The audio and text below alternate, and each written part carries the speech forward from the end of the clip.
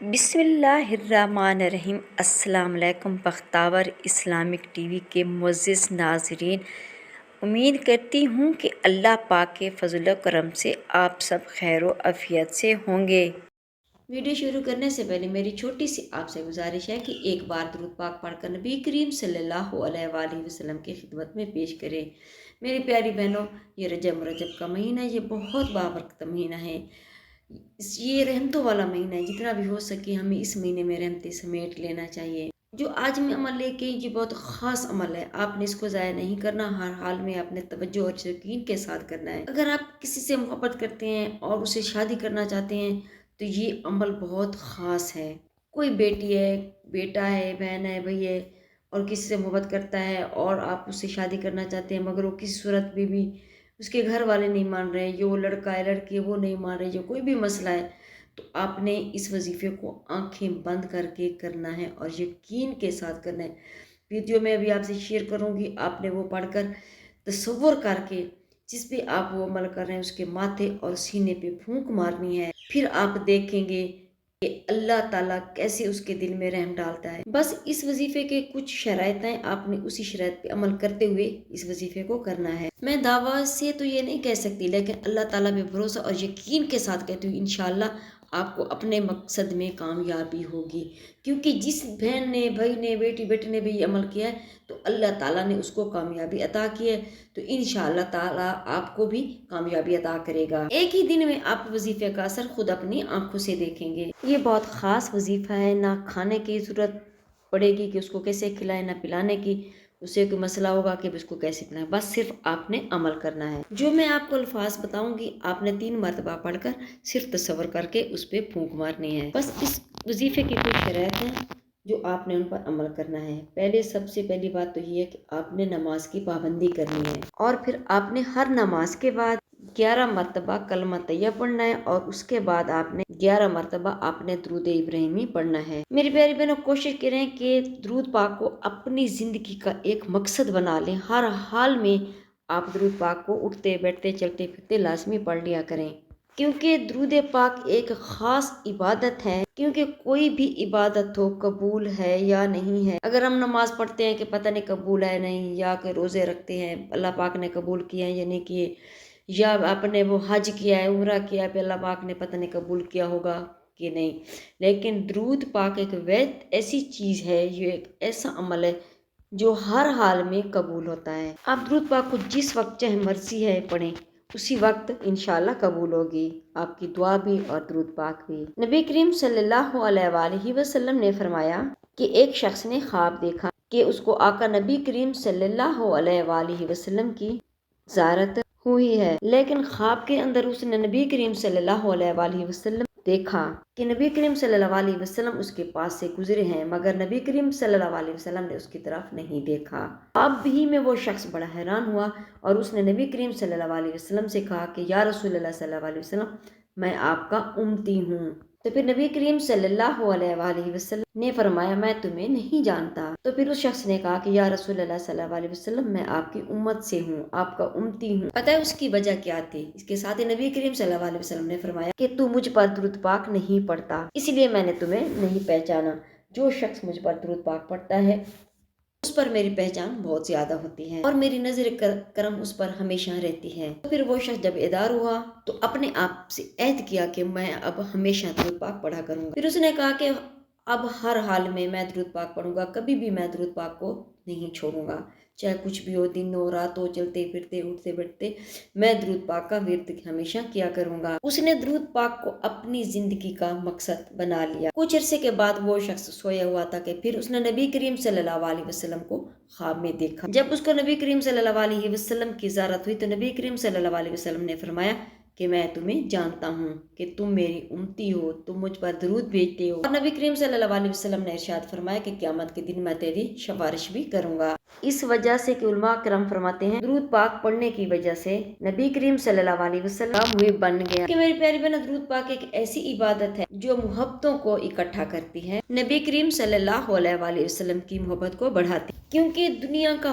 ہر مشکل صرف درود پاک سے حل ہوتا ہے۔ اور دوسری شرط یہ ہے کہ اپنے گناہوں سے توبہ کریں، پھر توبہ بھی ایسے کریں کہ پھر کبھی بھی وہ گناہ نہیں کریں گے جو آپ پہلے کرتے تھے اور آپ نے اس سے توبہ کی ہے۔ بس آپ نے پختہ ارادہ کرنا ہے کہ اب میں یہ گناہ کبھی نہیں کروں گا۔ بعض اوقات کچھ لوگ ایسے بھی ہوتے ہیں گناہ پہ گناہ کرتے رہتے ہیں لیکن وہ نا امید ہو جاتے ہیں اور کہتے ہیں کہ اب کچھ نہیں ہو سکتا، جب موت آئے گی قبر میں جائیں گے تو دیکھا جائے گا، اسی لیے وہ توبہ نہیں کرتے کیونکہ وہ نا امید ہو چکے ہوتے ہیں۔ لیکن اللہ تعالیٰ کی ذات بہت کریم ہے، وہ غفور ہے، رحیم ہے، وہ اپنی رحمت سے اپنی طاقت سے سب کی توبہ کو قبول فرماتا ہے۔ آپ جس وقت بھی اللہ تعالیٰ سے گناہوں کی معافی مانگیں گے اللہ تعالیٰ اس کو قبول کرے گا۔ ایک حدیث شریف میں آتا ہے کہ حضرت ابو ہریرہ رضی اللہ تعالیٰ عنہ فرماتے ہیں کہ ایک رات میں نے نماز عشاء پڑھی نبی کریم صلی اللہ علیہ وآلہ وسلم کے ساتھ، اور نماز عشاء پڑھ کر مسجد دروازے سے جیسے باہر نکلے، آپ فرماتے ہیں کہ میں نے الگ راستہ لے لیا کہ راستے میں مجھے ایک عورت ملی، تو وہ عورت مجھے کہنے لگی کہ ابو ہریرہ اللہ آپ پر راضی ہو، اور پھر اس عورت نے کہا کہ میں ایک گناہ کر بیٹھی ہوں، کیا میری توبہ قبول ہو سکتی ہے؟ تو اس عورت سے ابو ہریرہ نے پوچھا کہ تم نے کون سا ایسا گناہ کیا ہے؟ تو پھر وہ عورت کہنے لگی کہ میں نے زنا کیا ہے، اور زنا سے جو ہونے والا بچہ تھا، جب وہ بچہ ہو گیا تو میں نے اس کو قتل کر دیا۔ تو حضرت ابو ہریرہ نے فرمایا کہ خود کے حالات اور اس کو بھی ہلاک کر دیا، خود بھی ہلاک ہوئی اور اس بچے کو بھی ہلاک کر دیا، تیری توبہ قبول نہیں ہوگی۔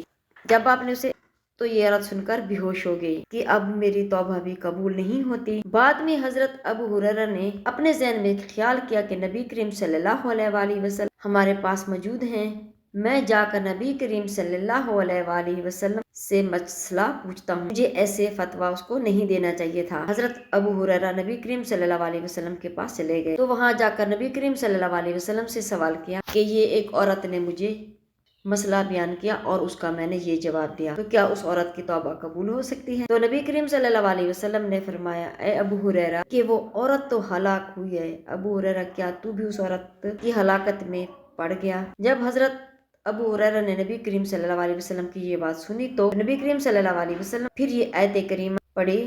ترجمہ: اللہ تعالیٰ کا قرآن فرماتا ہے کہ برائی کو نیکیوں میں بدل دیتا ہے، یعنی اگر وہ شرک اور کفر سے بچے اور گناہ سے توبہ کریں تو وہ گناہ بھی نیکیوں میں بدل جائیں، بس وہ شرک اور کفر نہ کریں، کیونکہ جب انسان گناہ کرتا ہے اور اس کے بعد توبہ کرتا ہے تو توبہ اس کی قبول ہو جاتی ہے اور اس کے گناہ جو ہوتے ہیں وہ نیکیوں میں بدل جاتے ہیں۔ نبی کریم صلی اللہ علیہ وسلم نے سنائی نا تو حضرت ابو ہریرہ رضی اللہ عنہ نبی کریم صلی اللہ علیہ وسلم سے سن کر باہر نکلے، اس قدر پریشان تھے کہ لوگ کہتے تھے کہ شاید حضرت ابو ہریرہ دیوانے ہو گئے ہیں، کیونکہ وہ ہر کسی سے پوچھتے پھر رہے ہیں کہ وہ عورت کہاں ہے کہ جس نے مجھ سے مسئلہ پوچھا تھا۔ اب گلی گلی میں حضرت ابو ہریرہ پھر رہے ہیں اور تلاش کر رہے ہیں اس عورت کو۔ اس سے تو یہ مطلب نکلتا ہے کہ ایسے کسی کو بھی مسئلہ نہیں بتانا چاہیے جس سے کا پہلے سے آپ کو علم بھی نہ ہو، کیونکہ جو ایسے لوگ میں مسئلہ بیان کرتے ہیں یا بتاتے ہیں خود بھی ہلاک ہوتے ہیں اور دوسروں کو بھی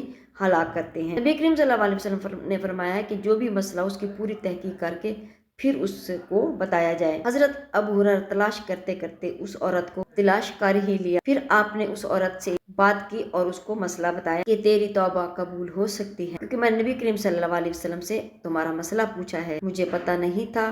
اس عورت نے جب سے سنا کہ میری توبہ قبول ہو سکتی ہے وہ خوشی سے ہنسنے لگی، خوش ہو گئی۔ پھر وہ عورت کہنے لگی کہ میرا ایک باغ ہے، میں اس پورے باغ کو اللہ اور نبی کریم صلی اللہ علیہ وسلم کے راستے صدقہ کر دیتی ہوں، یعنی اپنے گناہوں سے توبہ کریں، پھر آئندہ گناہ نہ کرنے کا پختہ ارادہ کر لیں۔ نبی کریم صلی اللہ علیہ وسلم نے فرمایا توبہ کے بعد جب آپ توبہ کر لیں تو اس کے ساتھ ایک صدقہ بھی کر دیا کریں، جیسا کہ اس عورت نے صدقہ کیا تھا۔ حسب توفیق تھوڑی سی بھی چیز صدقہ لازمی دے دیا کریں، کیونکہ صدقہ مصیبتوں اور پریشانیوں کو ٹال دیتا ہے۔ کوشش کیا کریں کہ صدقہ جاری کیا کریں، جیسا کہ کسی مسجد میں قرآن پاک کا رکھ دینا، یا مسجد میں بلب وغیرہ لگا دینا، یا گرمیوں میں پنکھے وغیرہ کا لگا دینا، کیونکہ یہ سب چیزیں استعمال ہونے والی ہیں اور یہ صدقہ جاریہ میں شمار ہوتی ہیں۔ اگر آپ کے قریب مسجد کا کوئی کام ہو رہا ہے تو آپ وہاں جا کے بھی کوئی نہ کوئی صدقہ دے سکتے ہیں، جیسے کہ جائے نمازی وہاں پر آپ رکھ سکتے ہیں، مسجد میں پانی کا انتظام بھی آپ کر سکتے ہیں، موٹر وغیرہ بھی لگوا سکتے ہیں۔ حسب توفیق جو بھی آپ کے استطاعت ہو اس کے مطابق آپ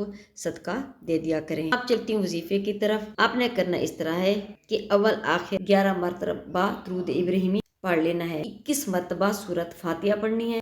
سورۃ فاتحہ کے بعد آپ نے صرف 3 مرتبہ آیت کریمہ پڑھنی ہے۔ آیت کریمہ یہ جو آپ کو سکرین پہ نظر آ رہی ہے۔ آخر میں بھی آپ نے درود پاک پڑھ لینا ہے۔ آنکھیں بند کر کے آپ نے یہ عمل کرنا ہے، یعنی کہ یہ وظیفت کرنا ہے، اور تصور ہی میں پھر آپ نے اس کے سینے پر اور اس کے ماتھے پر پھونک مار دینی ہے۔ انشاءاللہ آپ کو فتح نصیب ہوگی۔ میری کوشش ہوتی ہے کہ اچھی سے اچھی ویڈیو لے کے آپ کی خدمت میں پیش کروں تاکہ آپ اس سے زیادہ سے زیادہ فائدہ اٹھا سکے۔ جزاک اللہ خیر۔ اگر میری آج کی ویڈیو آپ کو اچھی لگی ہو تو لائک کریں، شیئر کریں، سبسکرائب کریں، بیل آئیکن کو پریس کریں تاکہ ہر آنے والی میری ویڈیو آپ تک بآسانی پہنچ سکے اور میری حوصلہ افزائی ہو۔ فی امان اللہ۔